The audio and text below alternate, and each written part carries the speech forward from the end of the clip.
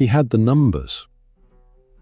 Mortality dropped from 18% to 2% in 1 month. The proof was irrefutable, and every senior doctor in Europe rejected it. Not because the data was wrong, because the story was. And if you think this could never happen to you, it already is. Vienna, 1846, the most prestigious hospital in the world, and inside its maternity ward, women were dying. Not occasionally, routinely. 1 in 5 mothers didn't go home. And something even more disturbing happened. Women refused admission. They begged, they cried, some fell on their knees. Some chose to give birth in the street, in Vienna, in winter, because dying on the street felt safer than dying in the hospital. The place meant to save them had become the place that killed them. And no one could explain why, until a young doctor was assigned to find out. Ignaz Semmelweis, 30 years old, brilliant, relentless, and about to make a discovery that would save millions and destroy his own life. 2 wards, same hospital, same city, but completely different outcomes. Ward 1, doctors, 18% mortality. Ward 2, midwives, less than 4%. Same building, 4 times more deaths. What's different? Then he saw it. Doctors came from autopsies to deliver babies without washing their hands. Then his friend died, Jakob Kolechka, a small cut, same symptoms, same death. And suddenly, everything aligned. The doctors were the disease, not intentionally, not maliciously, systemically. So he introduced one rule: wash your hands, chlorinated lime. The result? Mortality dropped from 18% to 1.27% in 1 month. He had solved it, and nobody cared. Here's where it breaks. Semmelweis couldn't explain why it worked.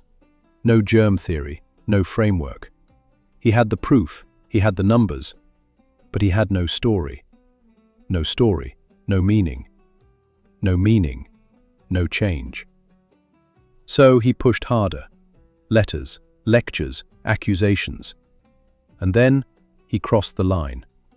Every doctor who doesn't wash his hands is a killer. He wasn't wrong, but he made everyone the villain. And people don't resist change. They resist identities that threaten who they believe they are. Semmelweis thought he was fighting a medical problem. He was fighting a narrative system. A system where doctors were healers, respected, trusted, not carriers of death. And his truth didn't challenge behavior, it attacked identity. So they rejected it. His contract, gone. His work, dismissed. His reputation, destroyed. And in 1865, his own colleagues locked him away. 14 days later, he was dead, alone, forgotten. And the women were still dying. 2 years later, Louis Pasteur proved germ theory. Suddenly, everything made sense. Not because the data changed, because now there was a story, a reason, a framework, a narrative people could accept. Then adoption began. Joseph Lister applied it. Hospitals changed. The same idea, ignored for 20 years, became standard. Semmelweis brought evidence. Pasteur brought meaning. Lister brought adoption. Same truth, 3 levels of impact. Data informs. Stories transform.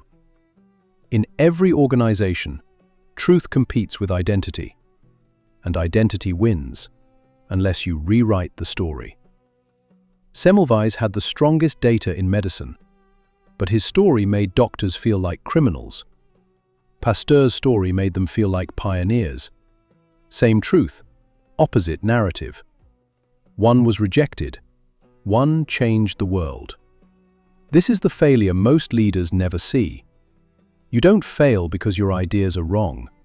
You fail because your truth has no narrative. People can live inside.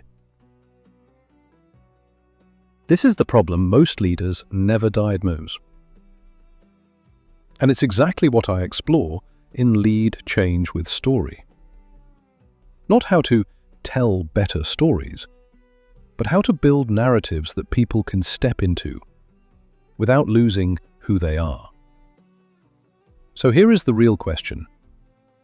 What truth are you carrying right now that nobody is hearing?